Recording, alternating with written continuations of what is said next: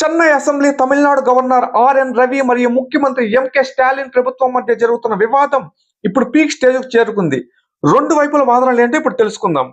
Governor వాదన ఏంటంటే assembly సమావేశం ప్రారంభంలోనే జాతీయ గీతాన్ని ఆలపించాలని గవర్నర్ కోరారు. కానీ ప్రభుత్వం నిరాకరించడంతో ఇది జాతీయ గీతాన్ని అవమానించడమే అని ఆయన భావించారు.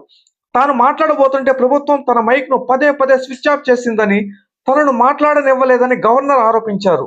ప్రభుత్వం ఇచ్చిన ప్రసంగ పాఠంలో పెట్టుబడులపై తప్పుడు గణాంకాలు ఉన్నాయని, దళితులపై దాడులు వంటి ముఖ్యమైన సమస్యలను పక్కన పెట్టారని ఆయన వాదిస్తున్నారు. అందుకే ఆయన ప్రసంగం చదవకుండా వాకౌట్ చేశారు. ప్రభుత్వం వాదన ఏంటంటే తమిళనాడు అసెంబ్లీలో ముందు రాష్ట్ర గీతం, చివరిలో జాతీయ గీతం పాడటం అనేది దశాబ్దాలుగా వస్తున్న ఆచారం. గవర్నర్ దీనిని మార్చాలని చూడటం సరికాదని ప్రభుత్వం అంటోంది. రాజ్యాంగం ప్రకారం ప్రభుత్వం తయారు చేసిన ప్రసంగాన్ని గవర్నర్ చదవాలి తప్ప అందులో తన సొంత అభిప్రాయాలను చేర్చడానికి లేదా మార్చడానికి వీల్లేదు. ఎన్నికైన ప్రభుత్వం చేసే పనులకు పంపే బిల్లులకు గవర్నర్ అడ్డు తగులుతున్నారని, అసెంబ్లీని అవమానిస్తున్నారని స్టాలిన్ ఆరోపించారు. ఈ వీడియో నచ్చినట్లయితే లైక్ చేసి సబ్స్క్రైబ్ చేసుకోండి. Thank you. జై హింద్.